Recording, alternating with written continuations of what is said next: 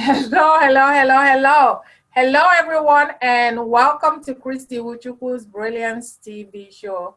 Today, I have the honor to be joined by my guest, Jerry Franklin Poe.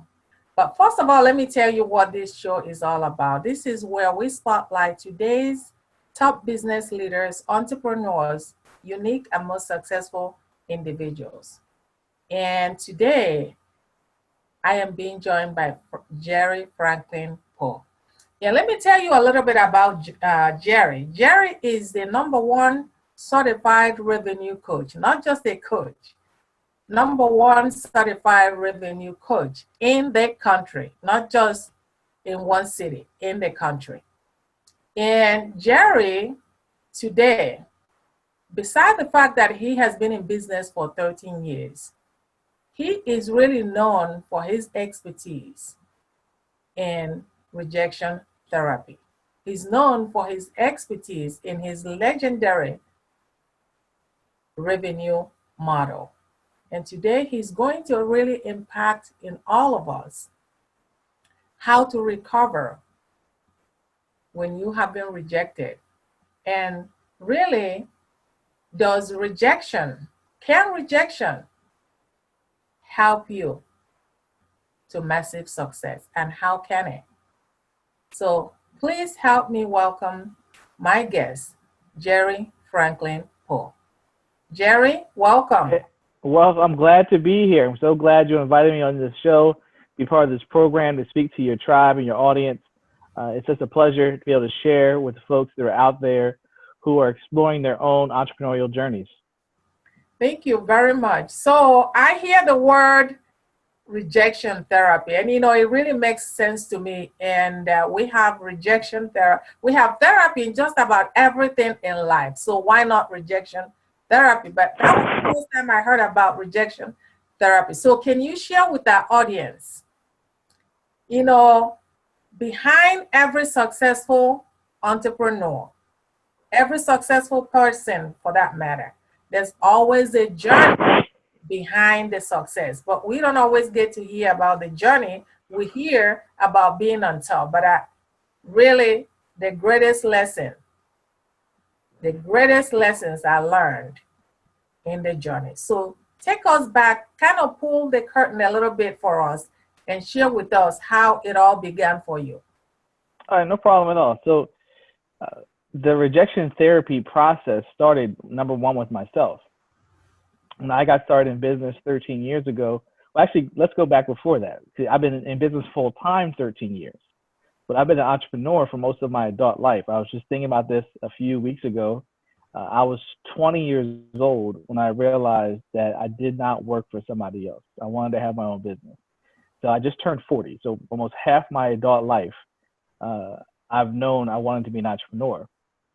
I'm in business full-time for 13 years, but for the first few years, from 1998 till about 2004, I was building my business part-time. And when I first got into business, it was out of necessity rather than luxury. I did not like the job that I was in. It wasn't even about the job that I was in. I didn't like where my future was going. And I knew that if I stayed in the same position for 20, 30 years, I'd be like most of the adults that I was around. I heard a lot of people, because I was in college at the time, a lot of people that I was working with in a bank. I was working in a bank as a teller. And a lot of the folks that I work with were complaining about the fact that they didn't have enough time with their family. They were always at work. They complained about the fact that, they couldn't pay all their bills and they had to figure out ways to float a check. I don't think you even do that anymore. But back then, you could float a check. You could write a check on, let's say, Tuesday, and then just hope that by Thursday, before the check cleared, that you can get the money in the bank. I know technology has changed now. Most people aren't writing checks now. Everything's like direct withdrawal and all that type of stuff. But back then, you could float a check. And I'm thinking to myself, as I'm 20 years old, like, this is my future. If I stay on this same path, the same track, this is my future.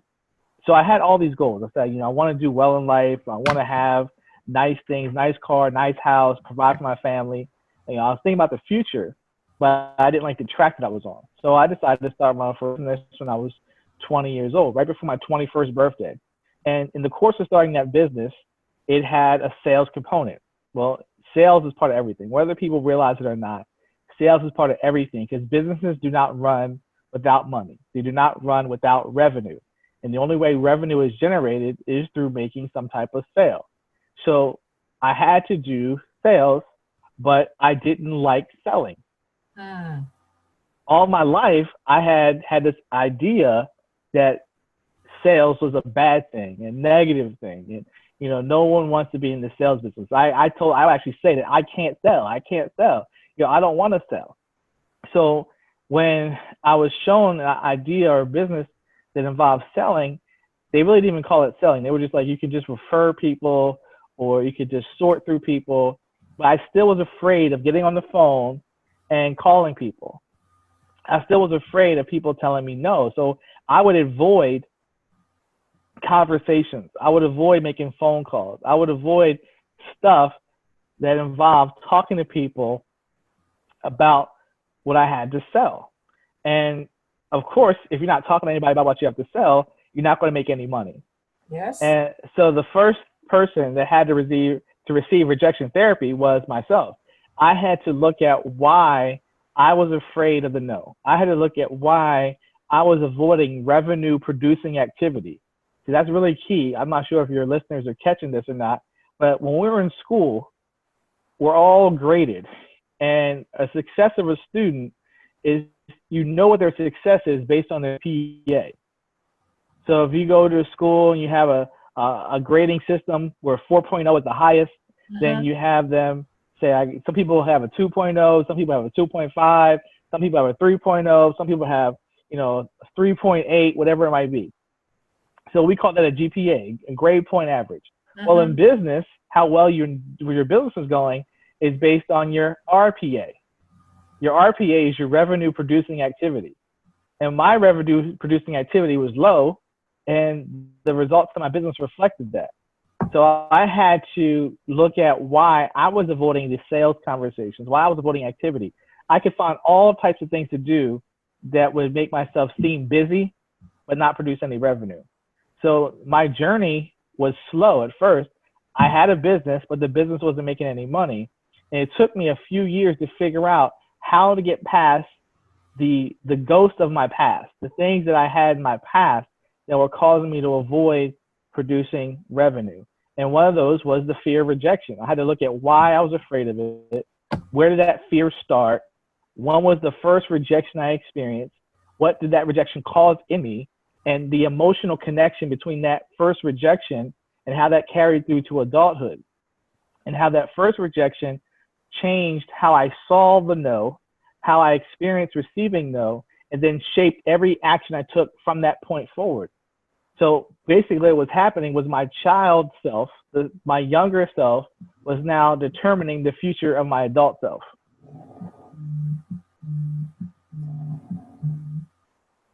And what I had to do was look at all the rejections I experienced, break them down, and then understand what rejection really was. So my first rejection took place when I was in third grade. And when I was in third grade, I received a rejection from a girl named Shannon. And I'm not sure how young the audience is listening to this broadcast or TV show, but when I was in third grade, we didn't have cell phones. We didn't have smartphones. There was no tablets. There was no Zoom. There was no video broadcasting. Any of this technology we're in now, the stuff that we're happening right now, this was not happening. We would actually get out a piece of paper and a pencil, and we would write notes to each other on paper. That was our version of text messaging. And I sent a little note to Shannon that said, "I like you," and had a little checkbox on there that said, "Do you like me? Yes or no?" And Shannon checked the no box. And I was embarrassed by that. So I didn't like that. At 8 years old, when you're 8 years old, no one has taught you how to properly process your emotions. You know, as adults, we now have this conversation around emotional intelligence. There was no such thing as emotional intelligence when I was in third grade. No one talked about mental health issues when I was in third grade. We were just taught to suck stuff up, just keep on going with your life. you didn't talk about your emotions with your parents. You didn't talk about how your day was. You just dealt with it the best way you knew how. And my best way to deal with stuff was to avoid it. I was a big proponent of avoidance. So my first lesson when it came to rejection is to avoid rejection. And therefore, if you avoid it, you won't get hurt. And that was the first, I won't say mistake, but that was the first occurrence where I set myself for this idea of not dealing with the no. And then rejection didn't stop there. Of course, you go through life, you get to middle school, you go to high school. I remember gym class in middle school, you had to pick teams. You'd have a basketball team in gym class, and they would pick captains. And then one captain would pick a player from the bleachers, another captain pick a player from the bleachers, and the last one to get picked. I was only like 4'8", maybe, like, you know, I think in high school when I was in 6th grade, 7th grade, I was around 75 pounds, you know, about 4'8", not even 5 feet tall. So I wasn't the tallest person, wasn't the biggest person. So no one wanted me on their team. And this is what we call social rejection. Now you're being rejected in front of your peers. So it doesn't feel good to be embarrassed in front of everyone because they know it's a hierarchy. When you're picking teams, we're picking people and we're creating a hierarchy of status. And now you're at the bottom of the totem pole. Nobody likes that. So now all these things are getting built inside of us, and mentally, emotionally, we're starting to feel this. So most of us don't like the feeling of being embarrassed. We don't like somebody hurting our feelings. And they've actually done studies on this. Scientists have done what they call an fMRI. They scan the brain, and they can see that rejection causes pain physically the same way as getting hurt. If someone punches you, it causes you to feel pain. If someone rejects you, the same pain is triggered in your mind. The same pain is triggered emotionally. So it's not like rejection is not real. The pain we feel is real. It's just that we haven't learned how to process the pain. So I had to learn how to deal with it mentally. I had to learn how to transform how I saw no. And what rejection therapy basically is the psychology of no, and understanding that you can change how you think and how you feel about no. Because number one, when we are rejected, most of us experience rejection in a time period of our life when we didn't know how to process it. And no one taught us that rejection was normal. No one taught us that everyone in life at some point in time is going to get rejected. And no one taught us that rejection happens to everyone. No one taught us that rejection doesn't define who you are. Rejection doesn't determine who you are as a person. It doesn't determine your self-worth. It doesn't have to determine your belief about yourself. It doesn't matter that you get rejected. It doesn't make a difference because rejection happens to every person, and rejection does not determine who you are. But at age 8, at age 11, no one taught me that. And most adults they're just bigger versions of children. They haven't processed the stuff that happened to them in their childhood, and now as adults, that's affecting their businesses. So I had to learn how to transform my interpretation of rejection. And the first thing I had to understand was that rejection happens to everybody and that it's supposed to happen, because rejection is basically one person's opinion. It has nothing to do with you. It really has something to do with them. Their opinions are shaped by their childhood. Their opinions are shaped by the environment they grew up in. Their opinions are shaped by their own likes and desires and their own preferences. And some people prefer different things. Everybody's not going to prefer the same thing. So as a business owner, someone who is providing a product or service, when someone said no to me, they weren't saying no to me as a person. They were saying no to the product or service that I provided. That was not right for them. It wasn't the right fit. And that's okay, because when you go to the store, you go shopping for pants. There's different sizes for everybody. Everybody doesn't have the same waist. Everybody doesn't have the same inseam. Everybody doesn't wear the same size.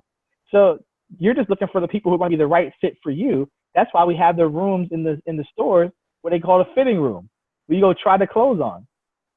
So I had to learn that rejection wasn't really something about me. Rejection was just being part of the fitting process. And when people were saying no to me, they were just saying that I'm not the right fit. And I had to find the people who are the right fit for me and for my business. And that's what helped me through this journey. So the first 6.5 years of being in business for myself, that's where I had to deal with the whole rejection, the whole idea of rejection. So by 2004, I had started to transform how I saw this rejection thing.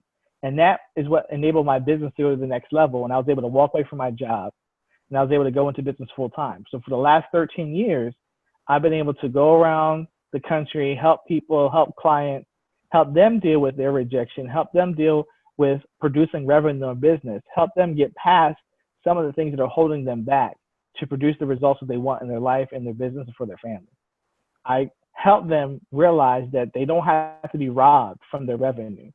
See, most people who are allowing rejection to control them, they are letting rejection rob them of their revenue. They're letting their fear, their belief about rejection stop them from doing the things that produces money in their business. And therefore, not only does their business suffer, but their life suffers. And if their life is suffering, if they have a family, then now your wife, your husband, your spouse, whatever your spouse, whoever that might be, your children, all these things are now going to suffer because the lack of revenue in your business is at a deficit. They have revenue deficit disorder. Revenue deficit disorder. And because they have revenue deficit disorder, their life doesn't have the balance that it should. So I believe in lifestyle. That's one of the concepts I believe in.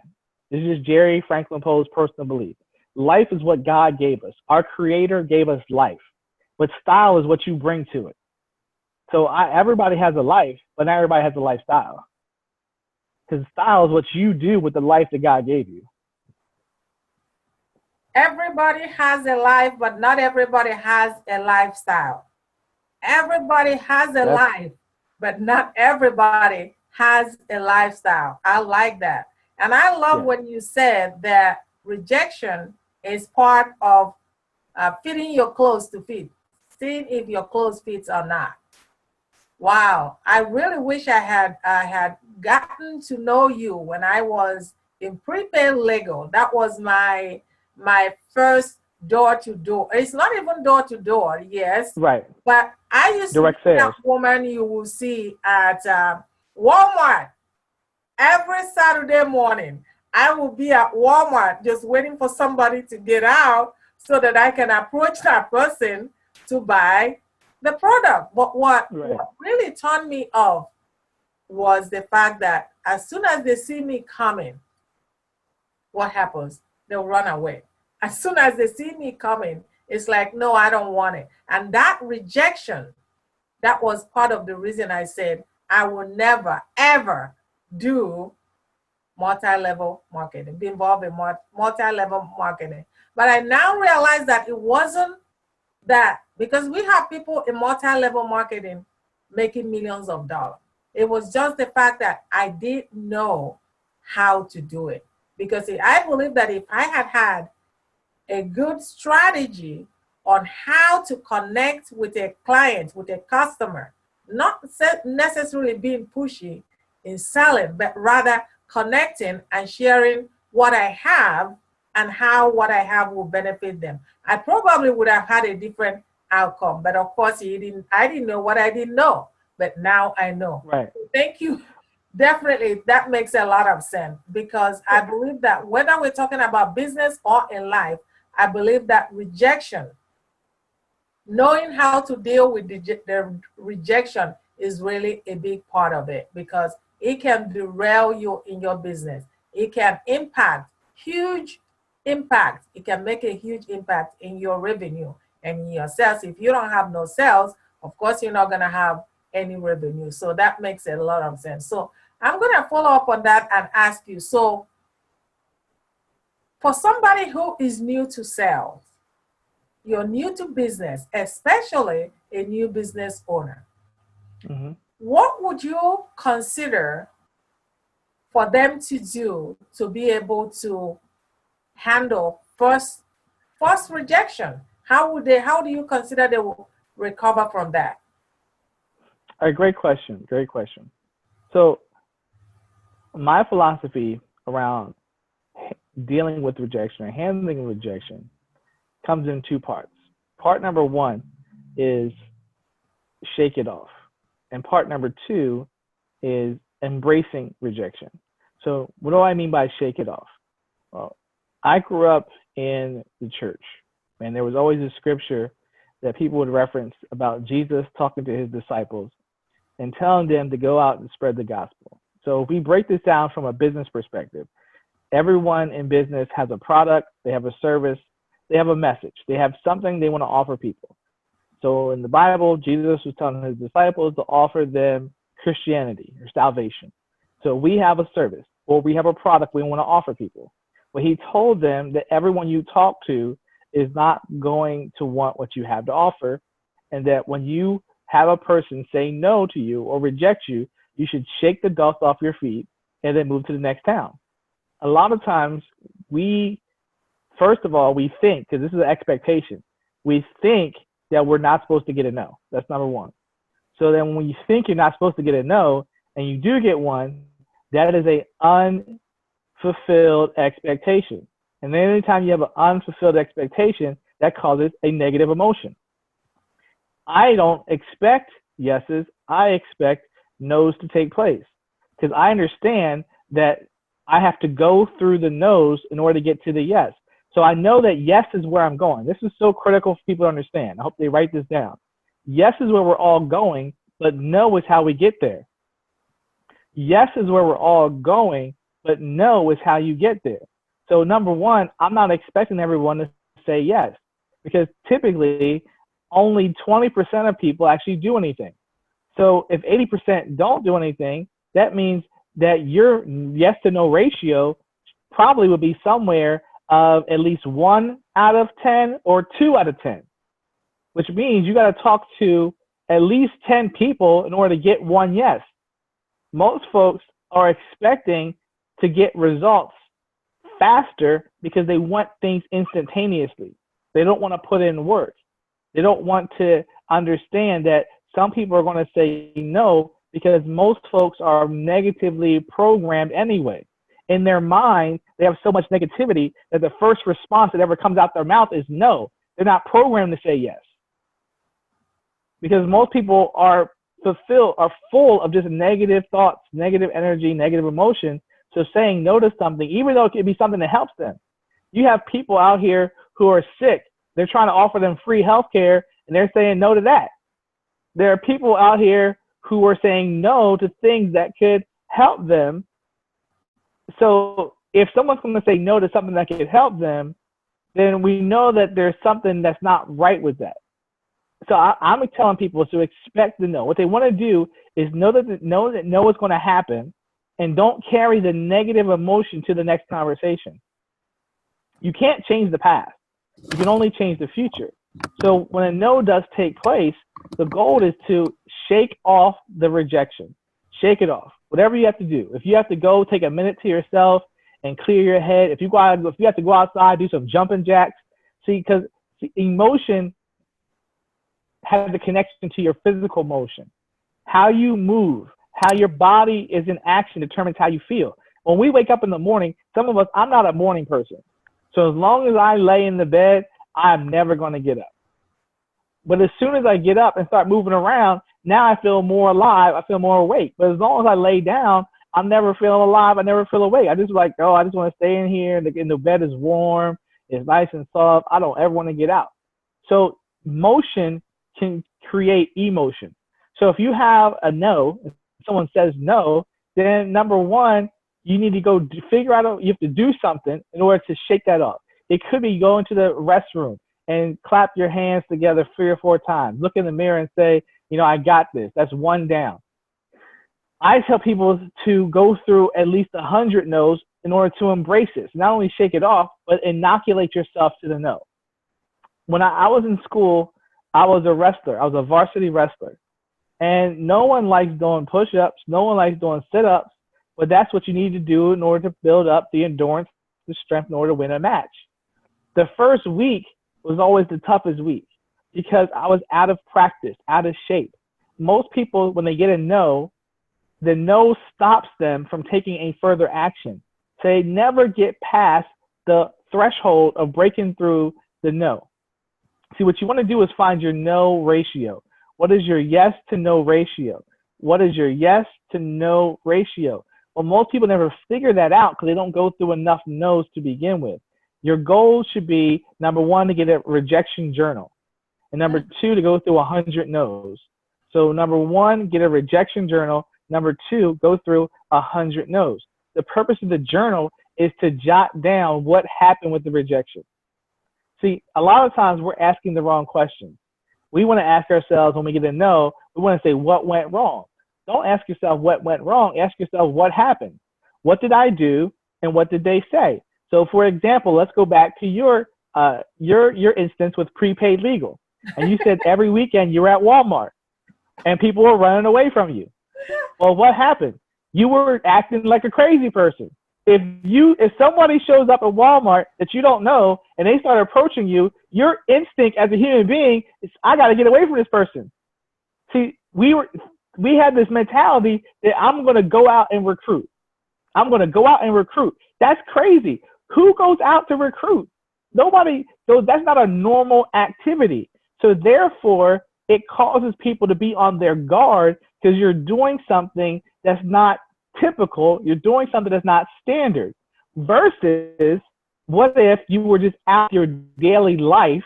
Maybe you were shopping at Walmart like you do maybe once a week. You go to Walmart, maybe get some bottles of water. You go to Walmart. Maybe you're going to get some cookies from the bakery if you have a Walmart with the grocery store. Whatever you do, you go to Walmart for.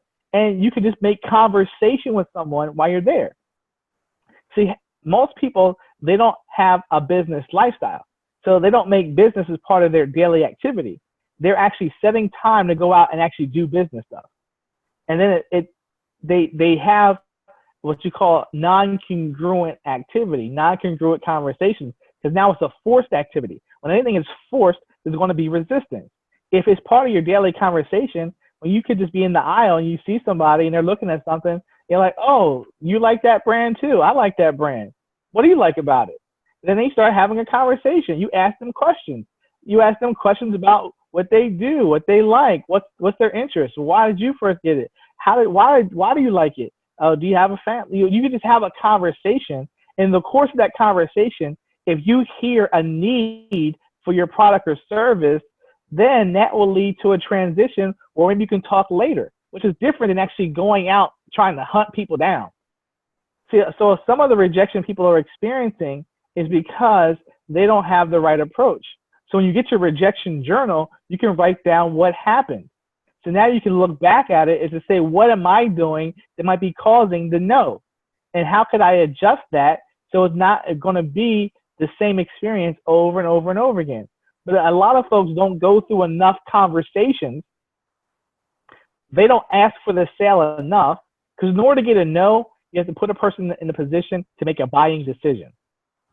So if you're not asking for the sale, if you're not asking, is it the right fit? Basically, it's like going to we're talking about the fitting room earlier. So it's like going to the store, they try on clothes, and they're going to ask you, is that the right size? If they're not asking, is it the right size question? Whatever that question might be for your business. Do you see yourself participating in this program? When do you see yourself getting started? When would you like to get your paperwork into the system? Whatever that question might be for your business, that's going to force the person to make a buying decision. So they have to say either yes or no. Well, most folks are avoiding those questions. They don't ask those questions enough. Therefore, they don't get 100 no's. They don't go through 100 no's in a short period of time. So they never get inoculated to the no factor. In therapy, they call this immersion therapy, where you immerse yourself in this thing that causes you the pain. And therefore, you get used to the feeling and it doesn't bother you as much.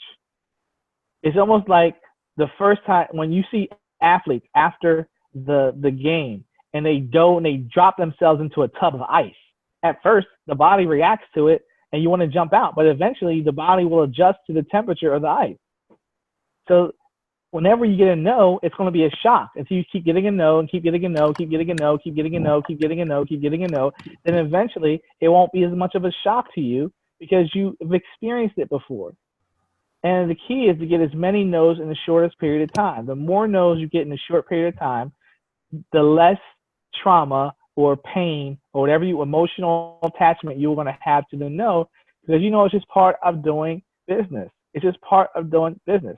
When I was wrestling, and if someone would, take you down, they pick you up, maybe they drop you onto the mat, And you learn how to adjust to taking a fall. You learn how to adjust to people scoring points on you if you're playing basketball. You learn how to play defense. Everything is a learning and adjustment process.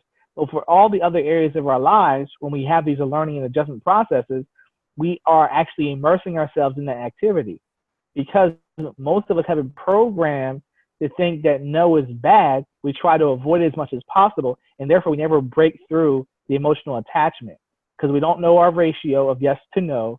We don't actually dissect what just happened to see how we can improve it and make it better next time. I know that was a lot. Wow, you dropped a lot of nuggets. Definitely dropped a lot of nuggets. I'm just gonna position this. But you know, I love the idea of having a journal. I definitely love the idea of having a journal to journal all your no's. And when you journal them, you get to find out what really happened. Why did I get a no? Because oftentimes we think it's because of us, but like you said earlier, it has absolutely nothing to do with us. But it's how we position the product that people are not wanting to buy from us. So perhaps, right after you write it down, figure out what really went wrong, and maybe take a lesson. Well, not what went wrong, because remember, it's the questions that you ask determine the answers that you get. So Okay. what happened? So it's not what went, because remember, a no doesn't mean something went wrong. A no could be this is not a right fit. So it's what happened. What happened is a different question than what went wrong. So when you hear the word wrong, has a negative connotation to it. Now you're looking for bad things that you did. And then if it's bad things that you did, now you feel bad. What happened is, okay, what did they say? What did you do? What was their response? How did I feel about that response? So what happened, and what happened, how did that make me feel? So what happened and how did I feel about it? Those are the two main questions you want to be asking yourself. Is what happened? What did I say? What did they say? And how do I feel about what happened? And with that, there's nothing about right or wrong. It's just what is. It's the facts.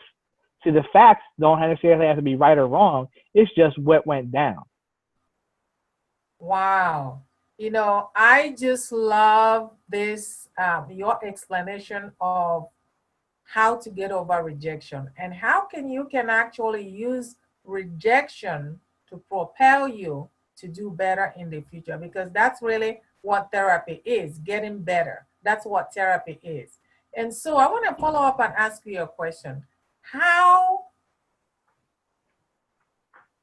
if someone don't know exactly how to do this, what would you suggest that that person go to learn? Where do you suggest that a person go to learn this? Or is there, because not everybody know what we're talking about, but I hope that we'll get to watch this this video afterwards. So what do you suggest? How does someone get into this? Learning. Okay, well, number one, the fastest way for them to learn how to process rejection, and number two, the fastest way for them to learn how to have value-based conversations. I would suggest they go to www.bigticketsalescamp.com. I'll say that again, www.bigticketsalescamp.com. So it's www.bigticketsalescamp.com.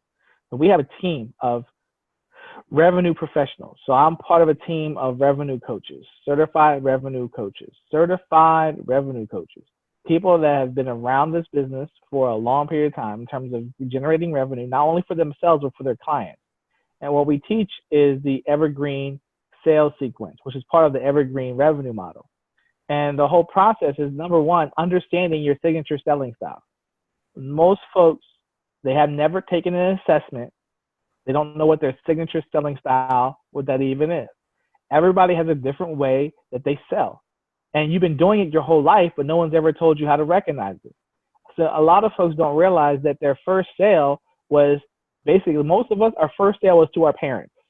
Our first sale was to our parents, because your parent, at some point in time, your parents, you got old enough where your parents would not put you to bed, but tell you to go to bed. So when we were younger, when we were babies, they would put us down to bed. Then eventually they would say, go to bed. And you would take yourself to bed. And when we would say, they would say, go to bed, then you would try to sell them on not going to bed.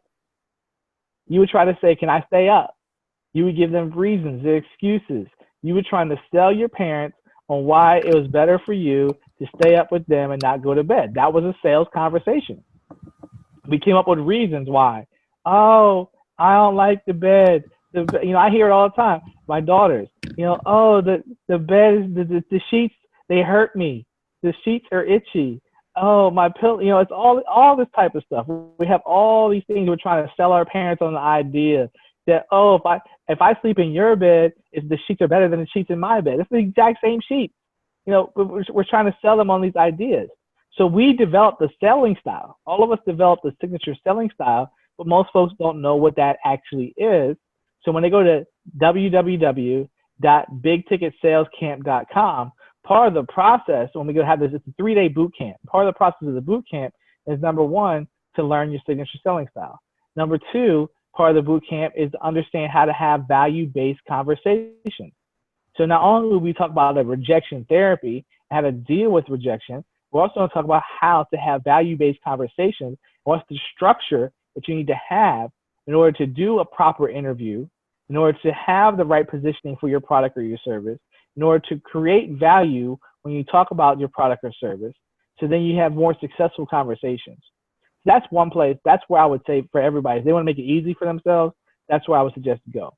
Now, for those who might want to do it the harder way, of course, there's always a harder way where you can learn from your own experience. So the easy way is to learn from someone else who's already done it, already been there, done that. That's the easy way. The harder way is trying to figure it out on your own. So there are tons of books out there on sales and sales conversations. You could go, and there's a book called How to Win Friends and Influence People by Dale Carnegie. That helps you with listening skills. That's one thing. There's a book called, I think it's called Personality Plus. It's a thick book that talks about different personality styles. There's tons of books out there on sales, but I think of myself as a person who likes to do things strategically. And the way to do things strategically would be to learn from experts, learn from folks who've already done it, who've already been out there. Learning the hard way, yeah, you might get to the result, but how long does it actually want to take you to get there? Awesome. Awesome. Thank you very much for that. And so you talked about having a selling side for yourself, for your business. It reminds me of Dr. Ruben West and speaking, because I was part of his tribe.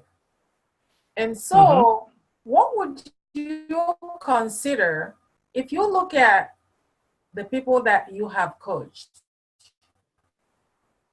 what do you think is one mistake that they make in terms of selling or sales? Awesome, great question.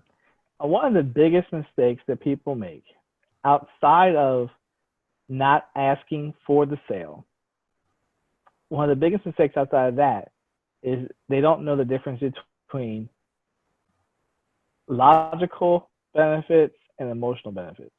So people, it's not even, they don't even know what a benefit is. That's number one. They speak in terms of features rather than benefits. They talk about features rather than benefits. So in terms of the feature, if right now I'm on a Microsoft Surface, I'm talking to you through the video camera there. So a Microsoft Surface, a feature of the Surface is it has a camera. The feature of the Surface is it has a keyboard. A feature of the Surface is it has a screen. But the fact that it has a camera, has a keyboard, has a screen, that's not the benefit of the Microsoft Surface. The benefit of the camera is that you can now communicate with people that aren't next to you. You're in California, I'm in Pennsylvania. So by having this camera, I can connect with you at a higher level than I would if I was on a telephone, because you can see me and I can see you. You can read my body language. You can actually see my lips moving. So now we're going to be able to connect at a higher level, which enables us to create a better environment, not only for you and myself, but also for your listeners. So when we speak in terms of benefit, what does it mean to the person? Because number one, people buy emotionally and they justify logically. People buy emotionally and they justify logically. So when I'm communicating to someone, I have to create value, and value is created by sharing with them the benefits to their life, not my life. All of us, we have our own reasons for why we do things. They're not buying for my reasons, they're buying for theirs. So you have to uncover why they want it. Number one, do they want it? And number two, why do they want it? And I communicate to them based on why they want it. And a lot of folks, they're trying to sell someone on something. They don't even know for sure if the person actually wants it and why they want it. So therefore, they can't accurately communicate the benefits to that person because they're only communicating from their perspective. They're always speaking about why they like it. It doesn't matter why you like it. It matters why they like it. Why do they like it? Why do they want it? Wow. That's a lot of information you have really given us tonight for us to mold it over. It's great information. And I think that audience will want to know more about how that you can help them. But first of all, let me ask you, do you have anything that you want our audience to get help with? You can go ahead and let our audience know how you can help them. Oh, excellent, excellent. Well, number one, sales and generating revenue, that's what I specialize in. For the last 13 years of my life, all of my revenue has been built on what I would call back of the room sales or front of the, either you can call back of the room sales, front of the room sales. Basically, I go out and I speak to audiences, and whenever I speak on stage, I'm making an offer, a product offer. And so I sell by talking to people. I'm not a speaker, I'm a salesperson that speaks. There's a difference. I'm not a speaker, I'm a salesperson that speaks. So what I can do for folks, what I like to help, it's not about what I can do. What I like to help people with is showing them how they're not an author, they're not a speaker, they're not a trainer. They're actually a salesperson first. They're a marketer first, and that they use their product or service, whatever that might be, their author, writing books or speaking or training, that they're using that mechanism to actually provide a product or service. So they're a trainer, that's the secondary part, but they're a salesperson first. So I like to help people, number one, identify that they are a salesperson, because once you recognize that, it makes it easier to help you generate revenue in your business. So all those that are out there who are suffering from revenue deficit disorder, that you know your business needs to be at a higher level, you know that you should be making more money in your business, you know you should have more revenue in your business, and that the lack of revenue is causing you to make tough decisions. The lack of revenue is causing you to not take a vacation. The lack of revenue is causing you to have a smaller car or a smaller house, or say with your daughters, they can't have a violin, or your son, he can't be on the soccer team, whatever that might be. If that's you, if you're struggling, or not even that far, let's just say you have fear of rejection. Let's just say that you are afraid of making a phone call. Let's say you're afraid of talking to someone. Let's say you're afraid of just getting no, it just terrorizes you. Well, let's have a conversation. I'm open to having a conversation with anyone who's watching this broadcast, watching this show. You can always reach out to me. I am on all social media platforms. So if you're on Facebook, I know we did a lot of these posts were on Facebook. So if you're on Facebook, just send me a message. My name is Jerry Franklin Poe on Facebook. You can probably see me in the feed for this TV show. You can probably see my picture in there, see my login in there, and just send me a message. Well, I'd love to connect with you. We'll have a conversation about what's happening with your business and see what I can do to help you to the next level. Just reach out to me. Okay, I hope our audience take advantage of that opportunity. It's really a great opportunity. So I want to ask you something about what you have coming up on, what you said you have coming up for the boot camp. Now, is that going to be streamlined online, or does everybody have to be there in person? So the big ticket sales camp is an in-person event. It's not something that's broadcast online. Our office is in Maryland, so a person would want to travel to Maryland. It's 3 days, and it's an intensive boot camp. So I'm not going to say it's 9 to 5 because it's 9 until we're done. And we're basically just like you would go to boot camp in the military. You know, they take a young person, they could be 18, 19, 20 years old, and the first thing they do is they break them down or to build them back up. So I don't care what type of salesperson you are. I don't care if you've been selling for 1 day, 1 year, 10 years. It doesn't really matter. If you know that revenue is not where you want. Number one, it's not necessarily that revenue is not where you want. It's really if revenue is labor intensive. Because what we believe in is reducing your labor as we increase your revenue. Reducing your labor and increasing your revenue at the same time. Because the only way you're going to have a lifestyle is if the revenue you produce in your business doesn't involve you all the time. If the revenue in your business involves you all the time, then you don't really have a business. You have a job that you own. And most people don't realize because their revenue is tied into their labor that when they want to take time off, their revenue decreases. So they can't ever have the lifestyle they want because they're always involved in their business. So if that's you, when you realizing that now I need to reduce my labor, but I also want to increase my revenue, then that boot camp is for you. Now it's going to take 3 days for us to really get in there to walk you through the process on how to create the sales, how to create the revenue in your business. So that's an event that takes place. It's usually a Thursday, Friday, Saturday. We go from 9 till whenever we're done. We'll take a break for lunch and take breaks for dinner and things of that nature.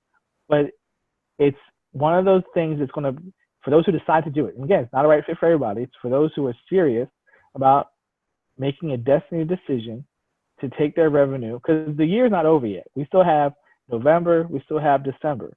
A lot of folks they're going to wait till January. They're going to wait till January 1st to reset their business. But tomorrow is January 1st for you. If you want to make a change, tomorrow is January 1st, and you can decide to do something different tomorrow that's going to position your business in a different place. So when you can go into the new year already set up to produce the revenue that you want. All right. Tell us one more time, what are the dates for the boot camp? Well, the boot camp is going to be taking place in December, but all they got to do is go over to www.bigticketsalescamp.com and let's just have an interview. Let's just have a conversation to make sure it's the right fit for you.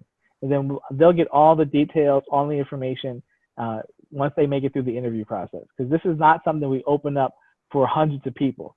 We usually have a select group of people. We don't like to have too many people there because that decreases from the amount of attention each person can get. I used to go to boot camps where they would have 100 people there, 700 people there, and you don't get one-on-one attention. We believe in giving people one-on-one attention so they can get the results they need for their business, because that's what it's really all about. It's not about my business, it's not about your business, it's about their business. Well, thank you very much, and I really appreciate all the expertise that we have experienced because of you. And I hope that I can bring you back again, because I know that it's only a tip of an iceberg is what you have right now. And you have a lot more information to share with us. But for now, I just want to thank you. I appreciate you, and thank you for your time.